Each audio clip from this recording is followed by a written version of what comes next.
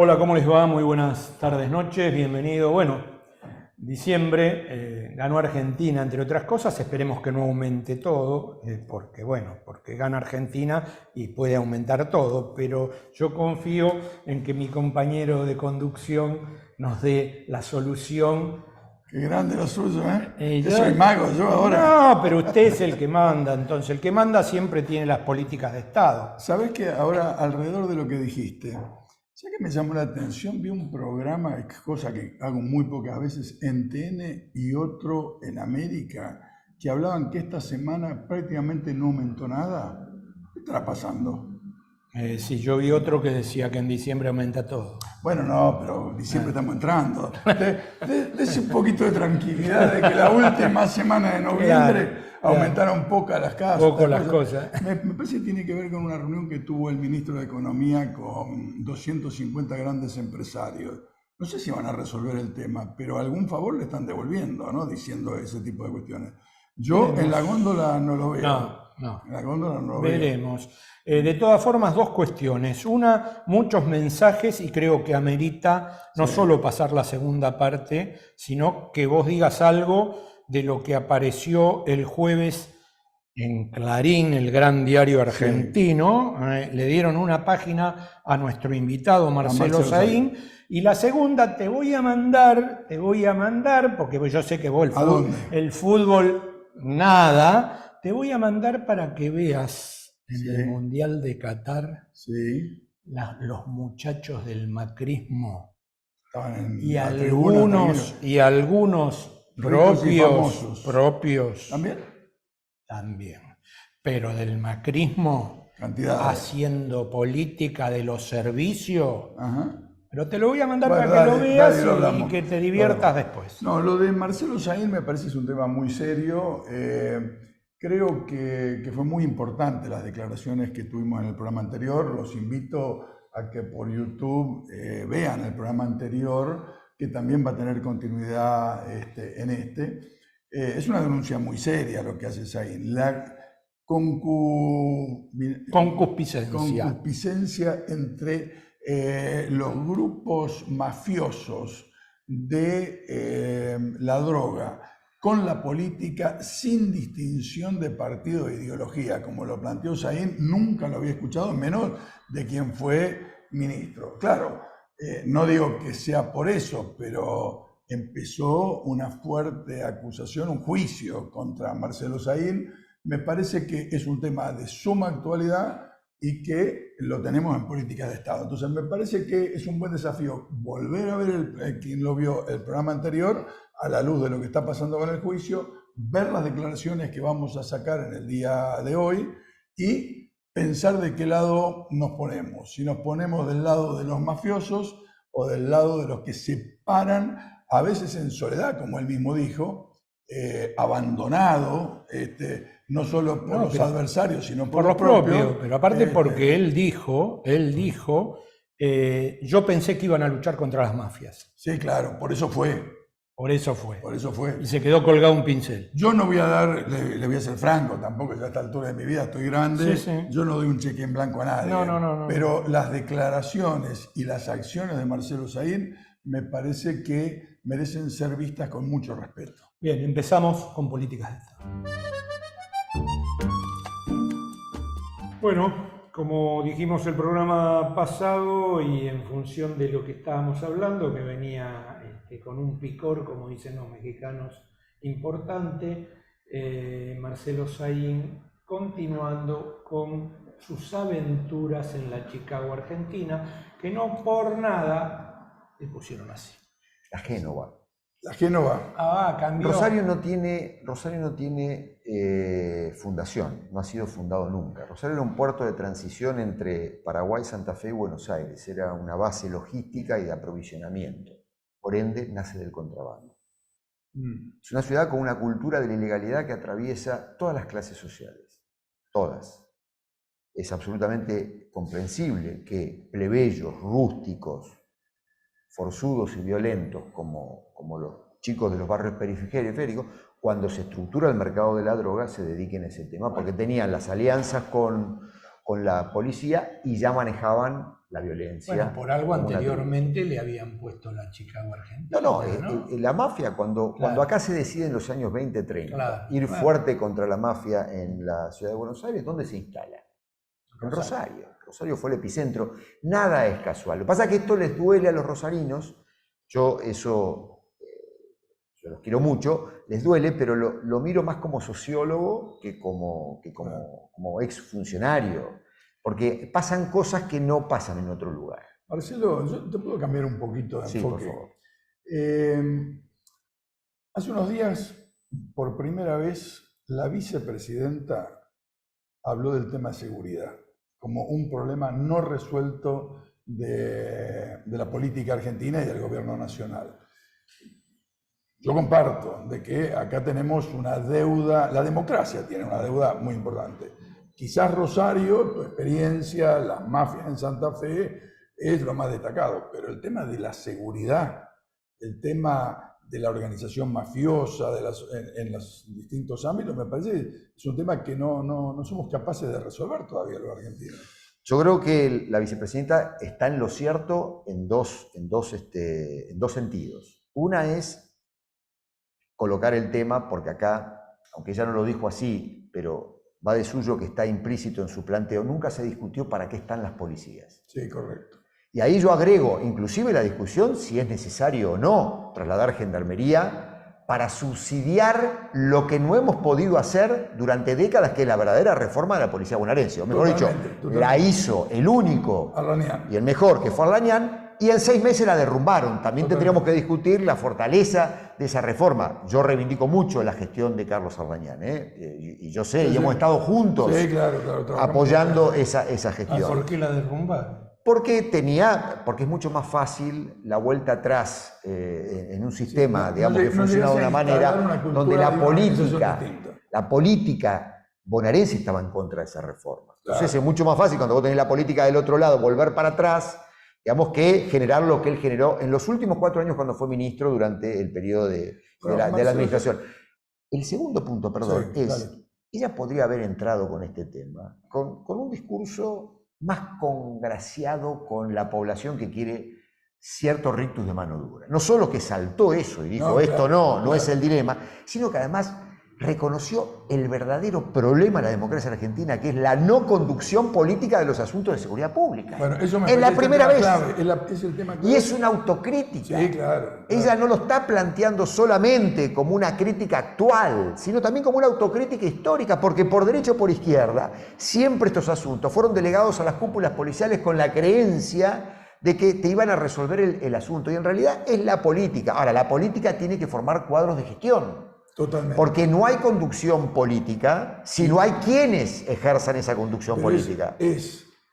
La política tiene que formar cuadros de gestión y la política tiene que generar y formar cuadros policiales también. Bueno, eso se llama totalmente alta gerencia policial. Cuando vos ves en Europa las policías que a nosotros más nos agradan, la inglesa, en materia de investigación, en prevención, las grandes reformas norteamericanas, inclusive reformas hechas por republicanos, vos ves estas dos cosas. Primero, un staff de conducción política, no tanto el referente político, que puede saber más o menos de seguridad, tiene que entender de política, pero sí la segunda línea, que tiene que ser personas entendidas en el tema, porque vos estás reemplazando lo que durante 100 años manejó una cúpula policial por un staff de gestión política ministerial. Primera eso.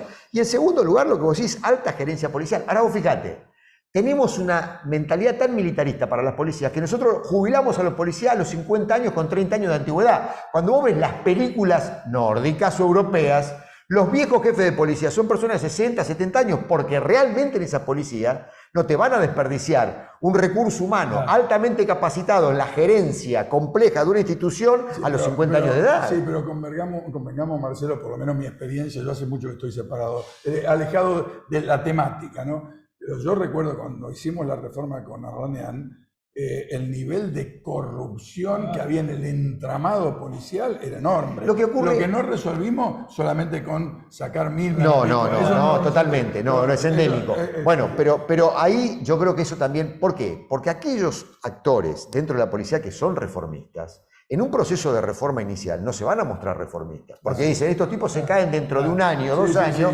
y yo quedo estropeado, o sea, se me acabó la carrera. Entonces hay que tener, por eso tenés que tener persistencia en el tiempo, un pacto político muy fuerte. La policía sabe leer muy bien a la política. Sí, claro. Son expertos en decirte lo que vos querés escuchar. Sí.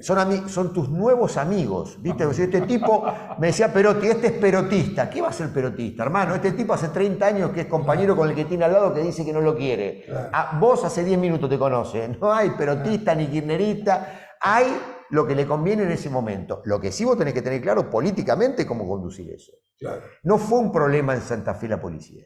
Fue la política el problema. Cuando nos metimos con las estructuras financieras. Porque yo te diría que ese es el problema que nos pasó también en provincia de Buenos Aires. Y acá.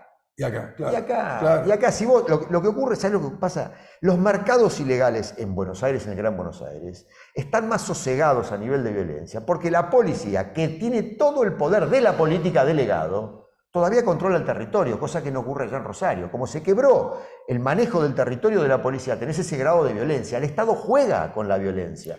En el famoso tema prostitución-juego, la dejamos correr. No, estamos hablando de uno de los negocios más rentables en comparación con los negocios legales. La avidez de la burguesía predatoria rosarina y santafesina por esa masa de dinero es tremenda. Y hoy tienen inversiones de alta gama, como ser inmobiliarias, mesas de dinero. Por eso cuando vos seguís el dinero del narcotráfico, enseguida llegás a esas financieras. Cuando nosotros le pusimos luz, ahí empezaron los problemas. Y acá dejo yo le complementaría a Cristina, que acepto 100% todo lo que dijo y reivindico, un tema más. Aquellos que han hecho esas cosas, no los dejen solos. Claro. No los dejen solos. Quien se atreve, no mandemos a los que se atreven.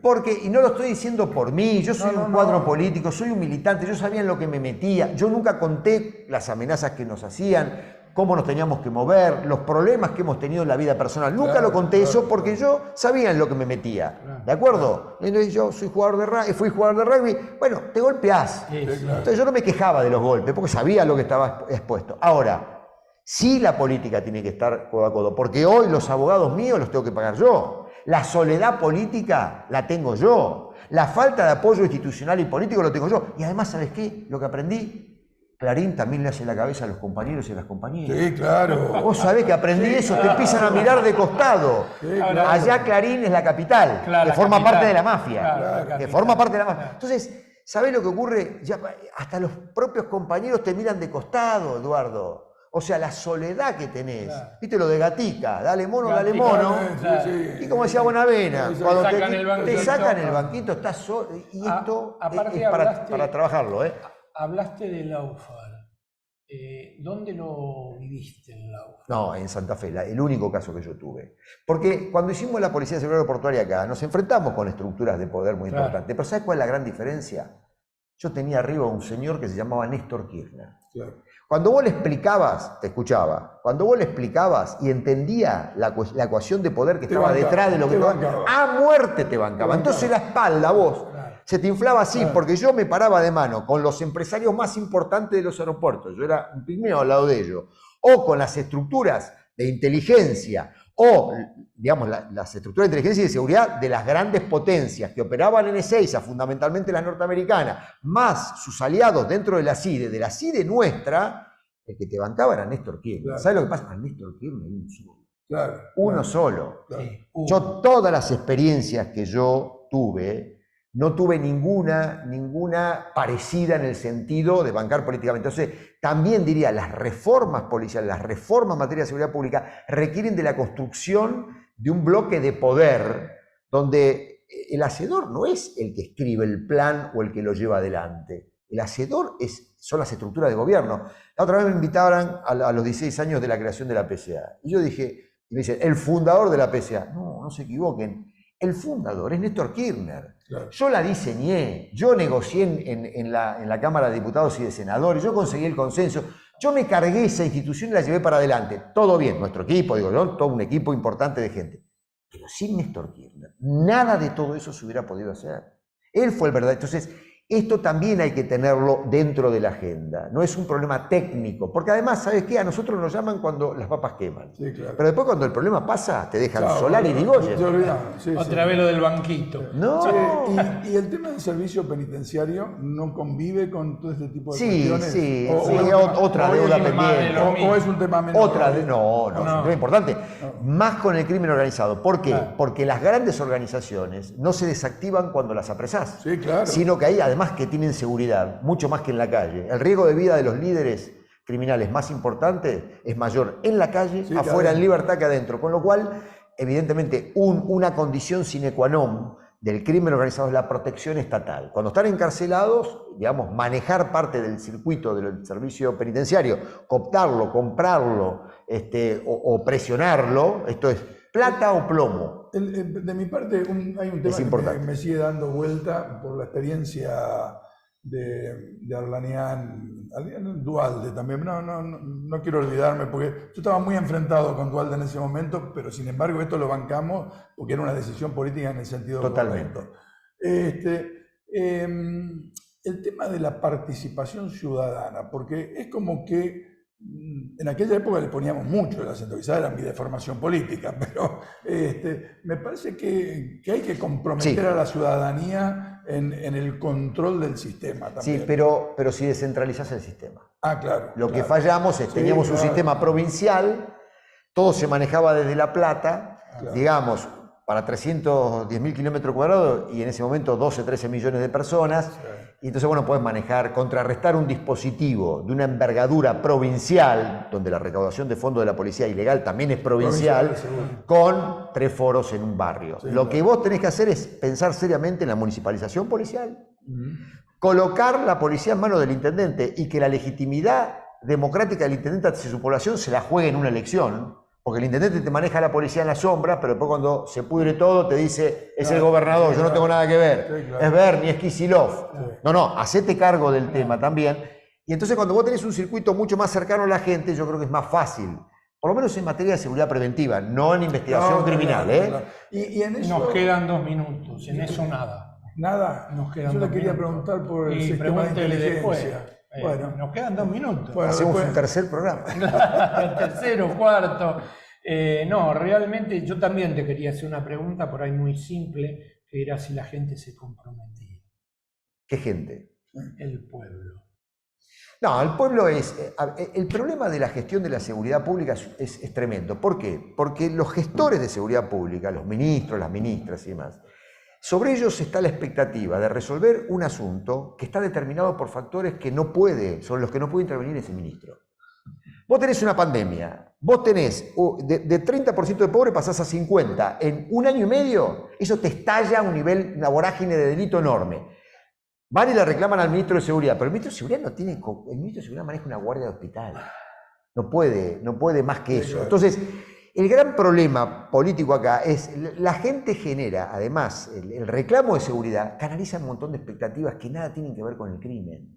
Tiene que ver con frustraciones. Lo que pasa es que el crimen, lo que te favorece, vos sos psicólogo, es la objetivación del drama, que a veces no lo podés expresar, digamos, a través de otra cuestión, que es la falta de empleo, la angustia general. El daño colateral. De acuerdo. Entonces vos lo objetivás en aquel que entró a tu casa o le entró a la casa de un vecino y te dañó. Entonces, ahí hay un conjunto de expectativas que no son de seguridad, que tienen que ver con la política. Claro. Entonces, ahí hay un tema que es lo que tenemos que debatir en el mundo de la política. Nos vamos. Gracias, Marcelo. Consejo, no hay que aceptar ser ministro de Seguridad. Hay que volver a invitarlo al hombre, Sí, señor. porque realmente han quedado muchas cosas para preguntar. Es que es un tema Con mucho gusto, complejísimo ¿no? y muy importante. Compañeros y amigos, será un gusto, espero. Bien, seguimos con políticas de Estado. Bien, hoy tenemos un invitado. ¿Cómo se llama este programa? Políticas de Estado. Políticas de Estado. Tenemos un invitado que realmente es un placer tenerlo, porque a nosotros que nos importa todo lo que sea la cuestión del medio ambiente, y no sé si no nos importa mucho más que al gobierno, hemos invitado a un especialista para hablar de no solo un artículo que leímos de él que tiene que ver con el medio ambiente en relación al FMI, a la Unión Europea, etcétera, etcétera, sino cómo ve él la situación medioambiental en Argentina, Latinoamérica y por qué no en el mundo. Juan Pablo Olson, sociólogo, experto en temas medioambientales, gracias por estar en Política de Estado. Muchas gracias por la invitación. ¿No estuviste en Sharm el Sheikh? No, no tuve la oportunidad. No estuviste. ¿Sabes qué me parece? Me parece, no quiero hablar por boca de ganso, pero me parece que el gobierno no mandó a nadie. ¿Ah, sí? Lo cual sería imperdonable. Al menos le pregunté al viceministro. ¿Sabe qué deben ser los recortes? Que está viendo que no pueden pagar el pasaje. Ah, bueno. Le pregunté al sí, pero Lufrano mandó como 30 periodistas al Mundial de Qatar. Bueno, no debe entrar en esa restricción. Está bien. Siempre tiene una respuesta, mi amigo. Claro, siempre unas de la manga. Bueno, a ver, el trabajo ese es realmente duro, es realmente cuestionador sobre la cuestión ambiental y el FMI y la Unión Europea. ¿Cómo ves todo esto? ¿Cómo ves lo que pasó en la cumbre de Sharm el Sheikh?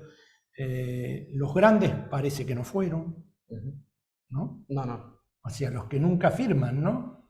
Exacto, el grupo de los 8. Exacto. Entonces, ¿para qué hacen una reunión si los que más consumen no van? Bueno, ahí para dar un contexto, la cumbre de Egipto climática siempre genera una expectativa. Toda cumbre mundial donde se discuta el tema ambiental genera una expectativa. Lo interesante para evaluar lo que se debatió y las decisiones que se tomaron o no se tomaron, es importante darle un marco, un contexto. La primera cumbre mundial sobre ambiente fue en 1972 y nosotros desde Argentina tenemos muchas herramientas para dar contenido a esa primera cumbre, porque fue la cumbre donde Perón envió su famosa carta ambiental a los pueblos y a los gobiernos del mundo. 50 años, ¿no? Exactamente. Entonces, el peronismo en Argentina, desde la perspectiva de América Latina y desde el sur global, ya tenía en el liderazgo de Perón, el 3 veces presidente de Argentina, una visión 50 años adelantada a su tiempo. Ya planteaba Perón que el tema ambiental era el principal problema de la humanidad, y textual de la carta, uno puede leerla, pero hay algunas citas que ya uno retiene. Nos encaminamos en una marcha de depredación de la naturaleza, que es una marcha suicida de la humanidad hacia generar condiciones de destrucción de los ecosistemas que ponen en riesgo la supervivencia de la especie humana y nos exponen. Y esto es lo llamativo. Perón lo anunciaba hace 50 años y hoy en el año 2022 los científicos nucleados en el panel intergubernamental de cambio climático dicen que las condiciones climáticas que proyectan hacia el 2050 o el 2100 un aumento de más de 2 grados promedio de la temperatura del planeta van a generar escenarios catastróficos en varios lugares del planeta que van a pasar a ser inhabitables. Entonces, ese es el contexto. Ya hay un aviso, ya hay una alerta, hay que generar un cambio. El secretario general de Naciones Unidas, Antonio Guterres, dice que hay una alerta roja a la humanidad porque de no tomar acción y de no tomar medidas concretas que reviertan este proceso, esta década vamos a estar en un dilema de si no tomamos las soluciones podemos enfrentar, lo dice el Papa Francisco, ya lo preanunciaba en la encíclica, lo señala porque fue interesante la presencia de 2 grandes referentes de América Latina en la cumbre.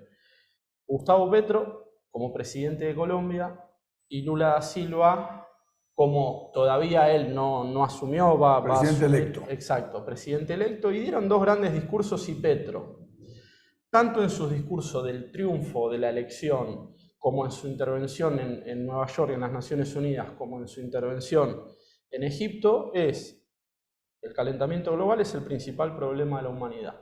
Los que más reaccionan ante esta crisis son los científicos que nos están alertando que hay que generar un cambio urgente en la matriz de producción y consumo a nivel planetario, porque la matriz actual, desde la revolución industrial en adelante, generó un aceleramiento del calentamiento global. Entonces lo que se está poniendo en juego es ese riesgo de exponernos como civilización a la extinción de especies animales y vegetales y a escenarios muy críticos de la calidad de vida de la población en general.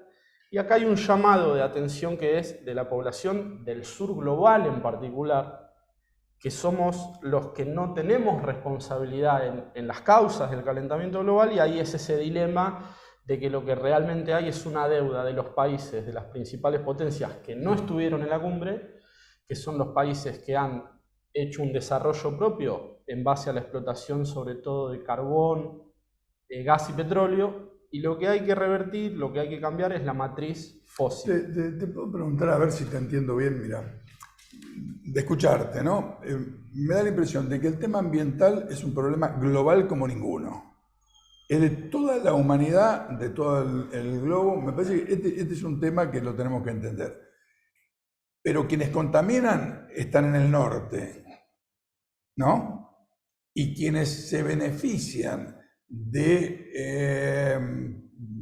eso también están en el norte, no estamos en el sur. En el sur tenemos responsabilidades de preservar, por ejemplo, el acuífero guaraní, una de las reservas de agua dulce más importantes del planeta. Y vivimos peleando con los problemas de peligro de contaminación de las grandes empresas que también actúan en la región, porque no solo actúan en el norte, actúan también en el sur, algunas de ellas, ¿no? Sí, es como vos mencionás, y es un poco más preciso. Hay algunos autores que a mí me interesa citar, a Noam Chomsky como intelectual norteamericano que tiene una buena visión de la crisis, y él habla de la necesidad de que todos comprendamos la magnitud de la crisis, que son múltiples crisis conjugadas, activadas en esta época, que cualquiera de ellas individual puede poner en riesgo la calidad de vida del conjunto de la humanidad. Una es el conflicto nuclear y una posible escalada del conflicto Rusia-Ucrania y la tensión que hay ahí geopolítica en base a esa tensión. La otra es el calentamiento global como fenómeno climático, el aumento de la temperatura promedio del planeta, el trastocamiento de los ecosistemas y la depredación de los sistemas que se fue acelerando desde los años 70 en adelante, un aceleramiento de la destrucción muy profunda de los ecosistemas. Y ahí, en base a lo que vos mencionás, hay un autor que es Michael Clerc que habla de la carrera de las corporaciones y las potencias por los últimos recursos que quedan en el planeta. Parece que esta es la lectura que puede percibir bien de cómo la Argentina, América Latina, los países del sur global, África, el sudeste asiático, somos países de gran riqueza de ecosistemas y de reservas de agua, la selva amazónica, el acuífero guaraní, la selva del Congo en África. Entonces, el dilema es qué modelo de mundo va a presentarse y va a estar disputado en la siguiente década o hacia el 2050. Y ahí hay dos modelos o un dilema con dos alternativas. O se sigue profundizando un modelo de concentración de riqueza donde el 1% de la población responde a la agenda de los bancos, los grupos concentrados, el FMI, el Banco Mundial, el Club de París, el Banco Interamericano de Desarrollo, que tienen una proyección de una agenda de colonialismo financiero, de saqueo y sacrificio del sur global, donde ese esquema, tal como está planteado, proyecta población sobrante y territorio de sacrificio. No te olvidaste de ninguno. Y siguen la firma. y siguen, y continúan. Y siguen la firma, ¿no? Entonces, la otra posibilidad es un modelo donde el rol de los estados promueva una agenda de calidad de vida, de garantía de derechos de las mayorías sociales, y ahí hay que empezar a revisar de nuevo toda nuestra historia del pasado y proyectar un futuro, revisar nuestra impronta fundacional de naciones que se independizaron de los imperios con los fundadores de la patria grande de América Latina, que fundaron una idea de nación que se fue perdiendo con el tiempo y que en las últimas 4 décadas fue una caída en declive en el modelo neoliberal de entrega de todas nuestras áreas estratégicas, y hoy la Argentina y otros países de América Latina aparece como un país colonial, saqueado, endeudado, con el 50% de su población debajo de la línea de pobreza, y en realidad lo que hay que generar es una reacción pero que no la puede dar solo Argentina. Tiene que haber un nuevo escenario de Es global, respuesta global. Exactamente. Ahora, yo tengo una pregunta. ¿Hay algunas cuestiones propias de ustedes, los especialistas, que nos tienen que ayudar a tomar conciencia de este tema? Ahora, hay una reacción que tiene que haber de la sociedad también que demande preservar el ambiente. Yo creo que en los jóvenes está mucho más claro. Si hay políticas de Estado, claro, si no, no. Sí, claro, pero también tiene que haber una demanda social. A mí me preocupa, digo, en todos los órdenes de la vida de Argentina. La Argentina, en mi opinión, la vamos a lograr enderezar a una situación más igualitaria, más integradora, si el pueblo es protagonista. Si vamos a dejar en manos de 4 que resuelvan esto y terminan ganando siempre los grupos concentrados de poder. Entonces, es hora de que también hagamos una convocatoria a que nos hagamos dueños. Te quedan 3 minutos. ¿Ganan siempre los malos? No, yo creo que ambas. Políticas de Estado que proyecten no en el cortísimo plazo de que vayamos detrás de las crisis, sino hay un reclamo que me parece que no lo podemos eludir, que es denunciar aquellas estafas que perjudican al conjunto de la población y a la Argentina, y una de ellas es la estafa del Fondo Monetario con el gobierno de Macri, que fue una conspiración entre los funcionarios del FMI y el gobierno de Macri, donde los propios funcionarios del gobierno de Macri decían que era 44.000 millones de dólares destinados a la posibilidad de que Macri gane la elección. Ese dilema de la derecha agazapada y la idea de un gobierno que también legitimó esa estafa me parece que es preocupante. Y acá lo que se tiene que dar en el debate global se está instalando de cara a las cumbres del año que viene es, ante la grave crisis climática y ecológica, pedir la anulación de las deudas financieras de todos los países del sur global que representan una población de entre 3.500 y 4.000 millones de personas en América Latina, el Caribe, las islas del Pacífico, África y el sudeste asiático, que si la clase política global no toma decisiones e implementa un cambio de la matriz, realmente están expuestas a escenarios catastróficos. Entonces, la pregunta con la cual yo cerraría este intercambio es ¿cuánto cuesta salvar a la humanidad ante un escenario de riesgo de vida? Y la verdad que hay una cifra, eso es lo interesante. Hay referentes que hablan de que para hacer un cambio de la matriz energética global se necesitan alrededor de 150 billones de dólares en los próximos 30 años, en un promedio de 5 billones anuales. Y la deuda del total de los países del sur global es de 2.8 billones de dólares. Anulemos las deudas financieras ilegítimas y empecemos una etapa de garantizar la calidad de vida de la población. Este va a ser el anteúltimo programa de fin de año, no el de Reyes Magos. Y los Reyes Magos no existen. Gracias por venir, Juan Pablo. Gracias por el conocimiento. Gracias. Vio que yo le dije que iba a estar Está bueno. Déjeme meter algo, porque ni usted ni yo vamos a vivir 50 años más. ¿No? Pero que todavía. Ah, usted piensa que sí, bueno. Nos vamos a un video del Puerto La Plata y posteriormente la pausa de política de Estado. Hola, mi nombre es Betiana, trabajo en el Consorcio de Gestión del Puerto de La Plata.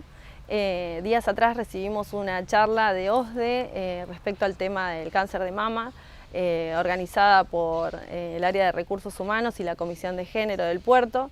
Me pareció una idea buenísima, la verdad que me parece que es un tema que hay que empezar a instaurar y a charlarlo también un poco con nuestros conocidos y con nuestros seres queridos, porque la verdad es que es de suma importancia estar informados, ¿no?, para poder prevenir. Así que muy didáctica la doctora, la verdad estuvo muy bien y me fui con mucha información que realmente creí que conocía, pero no, sobre el tema. Así que me pareció una excelente iniciativa de parte del área de recursos humanos y la Comisión de Género del Puerto para poder ser un poco conscientes de la dimensión del tema y de lo importante que es saber de qué se trata. Si bien es un tema sensible, la verdad es que se generó un clima muy cálido en donde pudimos expresar nuestras dudas y compartir nuestras experiencias. Nos llevamos, al menos yo en lo personal, datos que desconocía por completo y que también compartí con mi entorno cercano, porque creo que un poco la misión de estas charlas es esa y en mi caso particular funcionó. Por eso considero que es muy importante que se continúen realizando este tipo de capacitaciones para que podamos estar informados y para que podamos compartir la información con nuestros seres cercanos y queridos. Acompaña a Política de Estado Puerto La Plata, un importante nodo logístico para los sistemas productivos de la región. Un puerto en continuo desarrollo. Puerto La Plata, el puerto del futuro.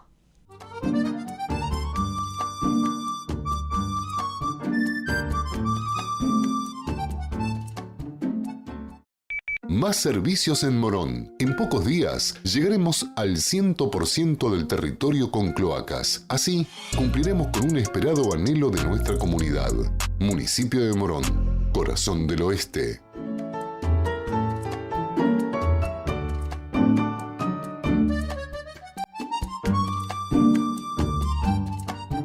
Bien, el programa anterior con el invitado hablamos de una, digamos, a ver, no quiero decir un oxímoron, pero de un tema que Eduardo un poco lo ironizó finamente, que era el Día de la Lealtad. Gracias por llevarnos al Día de la Lealtad, a lo histórico, a la memoria. Ahora, Daniel, ¿lealtad con todos o con algunos? Lealtad con los leales, decían en una época, una consigna. Claro. Ya, ¿no? Y hay leales a quién, bueno, depende de dónde uno se inscriba, en qué proyecto de sociedad. Digamos. En el caso nuestro, que somos, además en el caso mío historiador, también participo de la política, desde los intereses de los sectores populares, ¿no? Lealtad con los que son leales a ese proyecto. En este sentido, nosotros tenemos una característica en la sociedad argentina, que el principal vehículo político de los sectores populares es un movimiento policlasista, ¿no? Donde hay sectores... Eso decía el general. Eso decía el general. Después, ¿qué importa el después? Se dice el tango, total. ¿no? Después no sé si fue tan así. Ahora, sí, siempre terminó siendo. Siempre hubo sectores que participaron de distintos sectores medios, sectores profesionales, sectores de la empresa y claramente los sectores populares encuadrados en el movimiento obrero. Eso te da, digamos, ¿no? Que evidentemente dentro del mismo frente o dentro del mismo movimiento nacional haya perspectivas distintas de la sociedad a la cual hay que construir. En la historia del peronismo eso siempre se sintetizó a través de las conducciones. Ese matiz de diferencias se convierten en riqueza conceptual si hay un liderazgo que pueda darle cabida a todas ellas dentro de un mismo proyecto. Cuando eso no ocurre, tenemos un problema, ¿no? ¿Tenemos un problema? Tenemos un problema. Claro. Tenemos. Te voy a tirar una pregunta, a ver, no conozco qué pensás de esto. Yo comparto este tema de la lealtad, cómo se construye con la participación popular y la referencialidad o la síntesis que un líder o lideresa termina por establecer.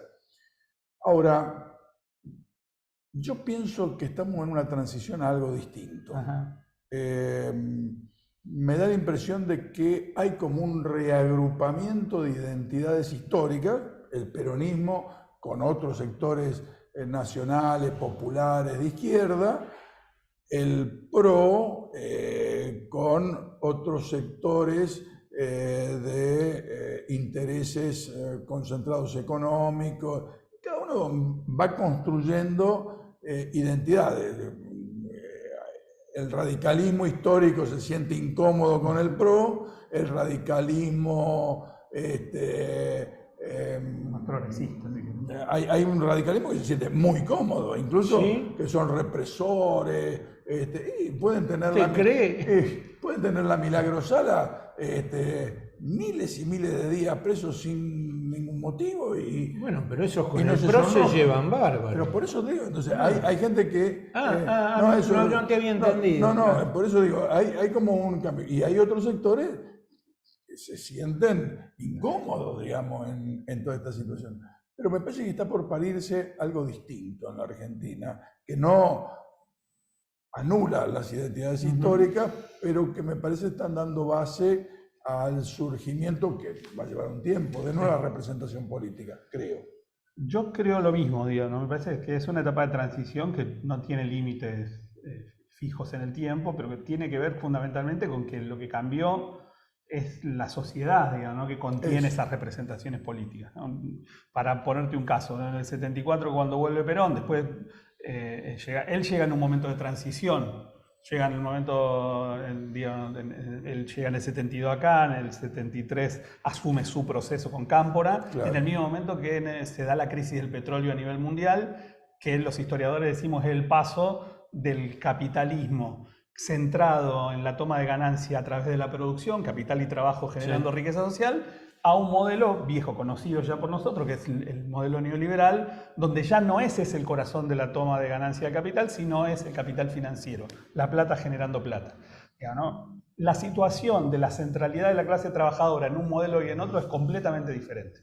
¿No? Entonces nosotros vemos en un declive y un fraccionamiento de la clase trabajadora. Hoy es como un Rogel, la clase trabajadora, tiene capas, 40 capas. Antes era, digamos, una torta sólida, ¿no? Y eso significa cambios en la subjetividad de las personas, de las organizaciones políticas y de las representaciones. Entonces vamos a un cambio que está trabajándose. Lo que el gobierno de Alberto Fernández es algo novedoso para el peronismo, es separar conducción y representación. ¿No? Siempre quien condujo representó, ¿no? En el peronismo. Yo creo que por eso cruje esto por todos lados. Cruje porque estamos en una transición que cruje. Porque llegamos a plantear eso, pero después no encontramos las formas de institucionalización de esta nueva etapa del movimiento. Yo creo que falta tiempo para eso. Hay que hacer un camino porque sería algo novedoso en la historia argentina, pero que como cambió la sociedad, inevitablemente, a menos que volvamos a la época del pleno empleo, del estado de bienestar y de una cantidad de cosas que parecen haberse desaparecido en el mundo, seguramente va a haber nuevas formas, ¿no? Yo a eso le agrego, Daniel, el tema de la pandemia y la pospandemia, el individualismo que genera el sistema de comunicación entre los humanos de cualquier clase y lugar del mundo donde habitan, pero muchas veces desde tu casa, desde la pasividad, de la falta de interacción social, de la falta de construcción del entramado y del denominador común que te da el accionar, la protesta, el sindicato, la organización vecinal. Algunas cosas se están mutando, ¿no? Están cambiando. Sí. De todas formas, a mí me parece, coincido, pero la pandemia aceleró tendencias que ya estaban en la sociedad, digamos, ¿no? Que tienen que ver con la digitalización de la vida, fundamentalmente, ¿no? Claro. Es decir, la pandemia aceleró el proceso que iba a llegar seguramente mucho más años y lo profundizó, pero esta nueva revolución tecnológica que vive el mundo está cambiando todo. Cambia el tiempo, lo que se llama el tiempo social. El tiempo social, yo le contaba ayer, tuve clases ayer y con unos compañeros y les decía, yo hace 5 años podía leer 6 libros por quincena. Ahora no me puedo concentrar para leer 4 páginas, digamos, ¿no? Sin levantarme. Y está bien, yo estoy un poco más viejo y vos, digamos, también. Pero en realidad eso tiene que ver con las formas de atención que genera la cultura digital, ¿no? Que es lo momentáneo, que es ¿no? Lo epidérmico. Yo diría que más que la cultura digital es la globalización del individualismo. Sí, pero que está aportada en estas nuevas tecnologías, ¿no? Y nosotros lo vemos lo mismo con el tema de la opinión, ¿no? La Argentina tuvo un pacto democrático después del 83. Desde acá la política se hace sin querer matar al otro, digamos, ¿no? Cuando las redes sociales te permiten ser voz pública desde el individualismo, como decía él, desde tu casa y aún desde el anonimato, no es que en la Argentina habían desaparecido quienes querían matar al otro, pero la sanción social era enorme. Si vos públicamente no lo podías decir. No lo podías traspasar a lo público. Hoy lo traspasás a lo público desde lo individual. Sí, incluso a mí me sorprende de que pueda haber expresiones políticas con un autoritarismo enorme que Siempre estuvo. pero lo asumen en un momento que me sí. parece que el contrato tácito del 83 hasta ahora había desaparecido. Y ahora se asume con cierta naturalidad. Los Milei siempre estuvieron. Sí, y las Bullrich También estuvieron. Pero hoy tienen voz vieja pública de una militante de manera... izquierda. Sí. De izquierda. ¿Qué sé yo? De la JP. Si los montoneros fueron de izquierda, Bueno, entonces, otro debate. Entonces fue una militante. Vengo en la próxima para eso. Acá el que tiene que hablar de eso es el hombre, porque es el que sabe de eso. Nosotros depende de donde estuvimos parados en esa época. Sí, No, yo tengo la suerte que la Bullrich fue columnista de Los Secretos del Poder. Ah, sí. Y compañera mía en muchas cosas. Claro, también. o sea que los dos muchas tuvimos, aventuras de juventud. Los dos tuvimos un problema en distintos momentos de nuestra vida. Exactamente. Claro, bien. Muy bien. Pero el que tiene que hablar de eso es usted, no nosotros dos, porque si no, ¿quién es el historiador acá? No, a mí me parece eso. Hay la sociedad que vivimos... Pero los Milei y las Bullrich siempre estuvieron. Siempre existieron. Sí. Pero para mi forma de entenderlo, estaban condenados a no poder expresar eso públicamente porque había... Era una marginalidad. Claro. Era una marginalidad. Siempre existieron. Y en la sociedad argentina son muchos. Pero el pacto social construido después de la dictadura implicaba que vos no tenías voz pública para eso. No podías ir a un canal de televisión a reivindicar a Videla. Hoy, Milei dice que es lícito vender órganos de tu hijo, claro, y no pasa nada. Y se junta con el hijo de Bussi. Sí, y no pasa nada. Y no pasa nada. Entonces ese es el cambio, ¿no? Y tiene que ver con esto, con las transiciones entre una sociedad donde lo comunitario, digamos, ¿no? Lo que los peronistas llamamos la comunidad organizada era una cosa, y ahora es otra cosa completamente distinta.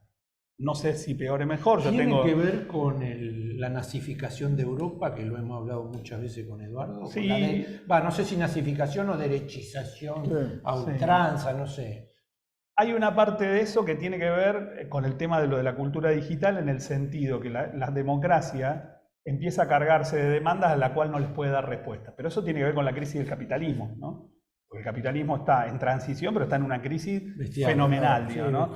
Y estamos viviendo algo que es a lo que yo me dedico, digamos, a estudiar ahora, es que tiene que ver, vamos a pasar de una hegemonía de Occidente a una de Oriente, cosa que no ocurre en la sociedad humana hace muchísimos siglos. Entonces, eso está trayendo cambios dramáticos y una crisis cada vez más profunda, donde aún las democracias de los países centrales no dan respuesta, ¿no?, a todas las demandas. Y entonces, como no hay respuestas y el ciudadano pasó a ser un cliente del Estado y del sistema político, cuando ese cliente no siente satisfechas sus necesidades, busca otras cuestiones. Y lo que ha aparecido como respuesta que contestan a esa normalidad de la política son las esferas de las centro-derechas, que están cada vez más fuertes, digamos, ¿no? Es un proceso que tiene que ver con la descomposición de este momento del capitalismo.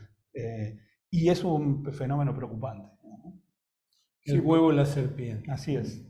Y los niveles de insatisfacción enormes que hay en grandes franjas de la sociedad, no solo argentina, yo diría, es un fenómeno del mundo.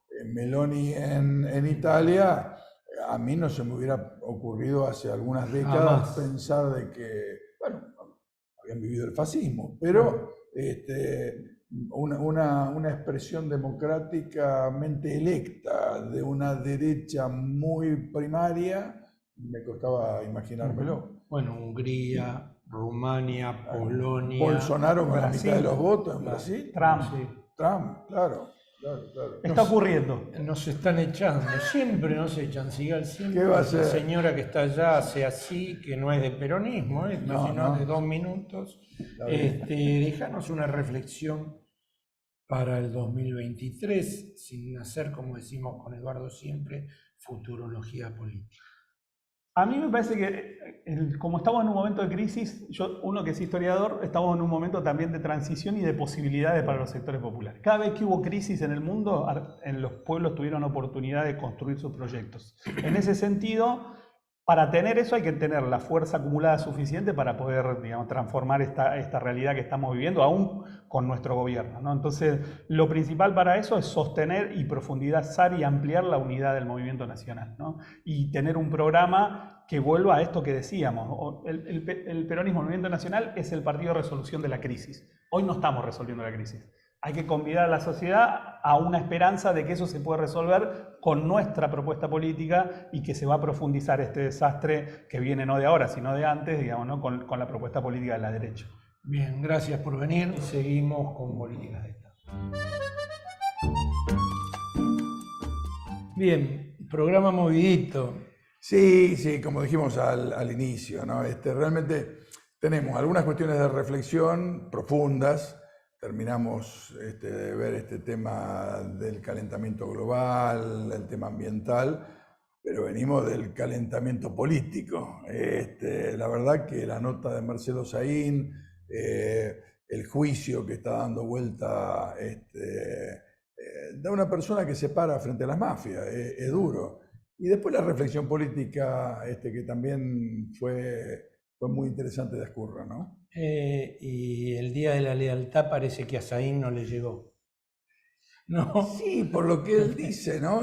Parece que lo han dejado con el pincel, sí, y le sacaron el banquito. Y le sacaron el banquito, como decía Ringo Bonavena. No, pero está bueno estar del lado de los funcionarios que se la juegan. Después, seguramente nadie está exento de cometer errores, porque los que tenemos que resolver, hacer cosas, normalmente cometemos errores. Y no podemos caer en la soberbia, decir que somos los perfectos, demás. Pero la verdad que los tipos que se la juegan combatiendo a la mafia hay que bancarlos. Hay que bancarlos si queremos construir un país en serio, ¿no? Y el discurso de Saín da para pensar, ¿no? Sí, claro. Si claro. Si lo han abandonado no solo del gobierno provincial que se suponía que podía pasar, sino del gobierno nacional, que fue el que lo había mandado allá.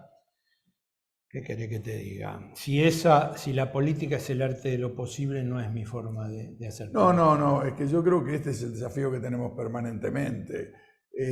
Tenemos capacidad de enfrentar a lo que aparece como poderes instituidos, constituidos y con amplia capacidad de decisión, o hay un nuevo poder que se pueda constituir desde el punto de vista de la demanda social, popular, para construir una Argentina mejor, integrada a un mundo que es global, que se ve en este tema ambiental, pero que se ve también en las cuestiones políticas. Cuando se inventan prácticas como el lawfare para desestabilizar gobiernos, y pasa en Honduras, en Ecuador, en Brasil, en Paraguay, bueno, entonces uno dice, no hay cosas tan chiquitas y cerradas fronteras para adentro, hay que pensar más globalmente.